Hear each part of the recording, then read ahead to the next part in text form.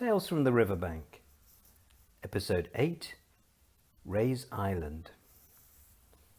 Ile de Ré, just off the coast from La Rochelle, means Ray's Island in English. A cool name for a cool place. Cool like Ray Charles, the world's hippest performing artist, or Sugar Ray Leonard, the world's most effortless boxer, or Stingray, the world's most fashionable TV puppet series. I know some people might want to argue that Fireball XL5 was better than Stingray. It certainly had a very catchy theme tune. I wish I was a spaceman, the fastest guy alive. I'd fly around the universe in Fireball XL5. But for me, none of the Fireball XL5 characters compare to courageous Captain Troy Tempest, or the enchantingly beautiful Marina, or those dastardly aquamphibians. Stingray was it, and made Trumpton seem like a children's TV program in comparison. We were staying the night at the Hotel La Marée. Sea view, swimming pool, and, wait for it, a hot tub. We were on holiday, all right. But despite the serenity of our surroundings, it didn't turn out to be quite as relaxing as we hoped.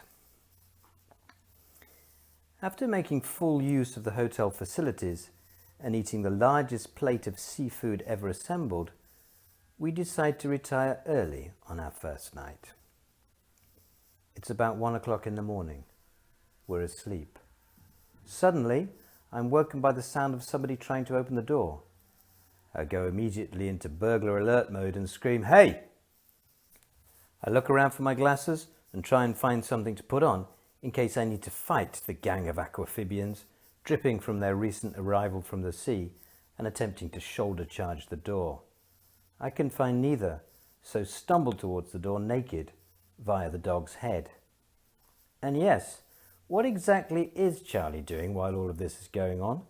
Barking furiously, ready to lay down her life to protect her masters? I think not. She's lying down, sure enough, in a tight ball on top of my underpants, and not about to give them up. I try to wrestle them out from underneath her. This is a mistake. This is now a game of keep pants. Charlie growls and tries to bite my groin. I let go and sit down heavily on the buckle of one of my sandals. I decide to continue to the danger zone as nature intended, armed with the sandal, having now discovered it's a dangerous weapon if used correctly. I sweep the walls with my arms like a windmill in a force 10 gale, but somebody has stolen the light switch while we were asleep. I finally make it to the door. Outside, the aquamphibians are trying to force a key into the lock. They've discovered how to make metal implements. We're all going to die. Just a flimsy piece of plywood and an aging lock separate me from having my brains sucked out by a group of fishmen. I stop to wonder what the correct collective noun is for a gathering of aquamphibians. A horde? No, that's gerbils. A rumba, maybe. I think that's for rattlesnakes. The image of a line of furry rodents congoing up the corridor calms me. I clear my throat and apologize. If I'm going down, at least I'm going to be polite about it. I'm English, and we don't do anything, including getting dragged naked across the road and into the ocean by a party of humanoid sea creatures, without saying we're sorry first.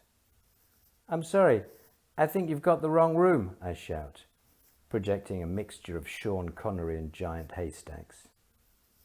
"Excuse me, I was looking for a remote control. This is only my second night in the hotel, and now I've got the passkey stuck in the door." "Uh-huh." I struggle to identify some kind of meaning in this, but give up. I go back to bed and make a mental note not to have seafood so close to bedtime. The following morning, I open the curtains and look out on the Atlantic. It's big and blue, so that's okay. I scan the shoreline for evidence of a forced landing. I fancy I can see tracks in the sand leading up the beach towards our hotel. Aquamphibians, definitely, I tell my wife. She tells me to start behaving normally or she's going back to Bordeaux. I tell her that if they come again tonight, she's on her own. She rolls up the tourist brochure for Ile de Ré and hits me across the ear with it. Charlie tosses me what's left of my underpants and tries to open the door with her paw.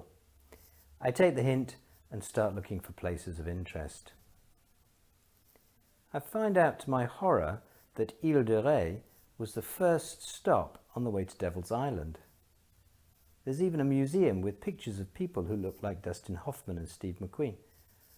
No thanks, I'm on holiday. There's the usual collection of lesser museums dedicated to basket weaving, oyster farming, and the ecosystem of the salt marshes. Yawn. There's even a small theme park called the Park Amazonia, where you can wander among hundreds of live parrots in a splendid flower park. I'm glad they're alive because I wouldn't want to find myself wading through a load of shrubs knee-deep in dead parrots.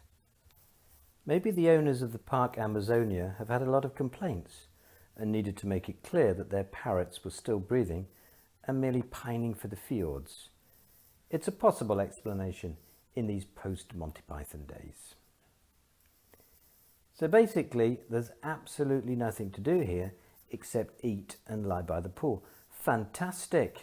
But no, my wife wants an excursion. I tell her if she needs a bit of excitement, she can always go and look in the estate agent windows. But it's useless, we're going out. I put on my Ray-Bans and affect a walk I hope makes me look like Ray Charles. I catch sight of myself in the lobby mirror. I look more like Prince Charles. There's a kind of complicitous silence at reception when we hand our key in. I ask if they managed to track down the remote control in the end. They pretend not to know what I'm talking about. I ask if they've seen any sea monsters then, lurking around outside room 7. They shake their heads politely. We head for the car and I wonder if I'm cool enough, or even well enough, to go out. After some robust discussion and not a little barking, we plump for the island's tallest attraction, the lighthouse. 257 steps. I should be safe up there. Ile de Ré's lighthouse is called Le Phare des Baleines. I look up baleine in my French-English dictionary of the sea. It gives whale as the translation. Now, why would anybody build a 60-metre beacon for, and I know this one, a school of whales? I may be wrong, but I think people in the 19th century were more likely to stick a harpoon in a whale rather than encourage it to steer clear of the rocks. Very fishy as a name. Charlie thinks so too, and to make her point, rolls in a dead fish as soon as we get out of the car, and no amount of Head and Shoulders can get rid of the smell. We decide in the public interest not to enter the lighthouse. Instead, we walk along the beach and pretend that the chocolate Labrador racing up and down and forcing people to abandon their picnic lunches belongs to somebody else. Eventually, we're tumbled. A squat, irate father of 4, separated from an enormous chicken leg by our malodorous pet, runs towards us menacingly. For a split second, I'm back in the Malaysian rainforest, being charged by a very large wild boar, with only my ex-wife and a twig for protection.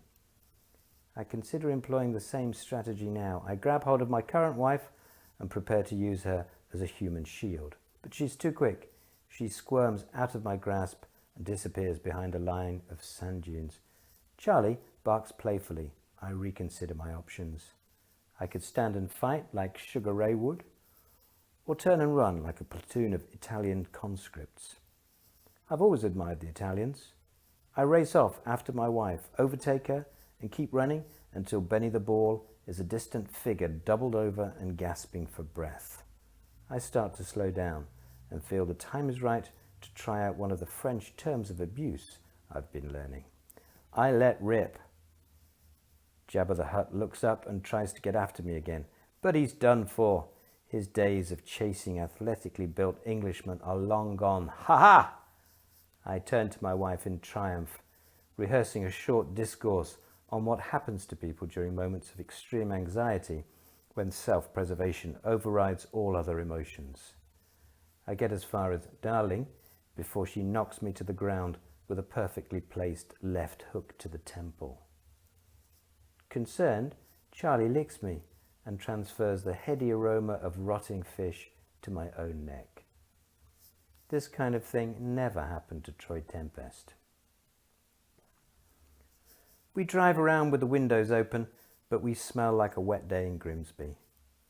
Very much in contrast to the lazy, perfumed scenery rushing past outside.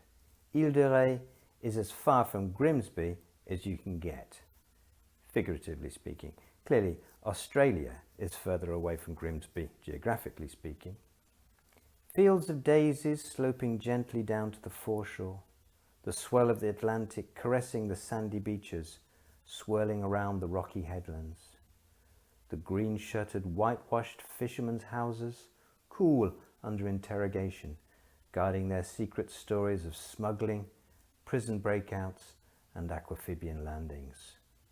We linger in the picturesque villages, La Flotte, the fleet, Rive du Plage, soft bank beach, La Couarde sur Mer, cowardly woman on sea. We make a brief stop at Ars-en-Ré, Ray's Arse. I asked my wife if as a place to live she would pick Ray's Arse, but we're moved on by the police before she has time to answer. Soon we're on the bridge, heading back to La Rochelle and the mainland. Our adventure is up. Charlie and I have been doused in my wife's Chanel, and the smell of fish is beginning to fade. We look back at Ray's Island, also fading into the Atlantic. We think about its place in the pantheon of cool acts, as hip as Ray Charles, as smooth as Sugar Ray, and despite, or maybe because of, the swarms of tourists in the summer, you can see why the coolest of all the Anderson creations, the sworn enemy of the Stingray crew, the man-eating aquamphibians, would choose this little island to come ashore.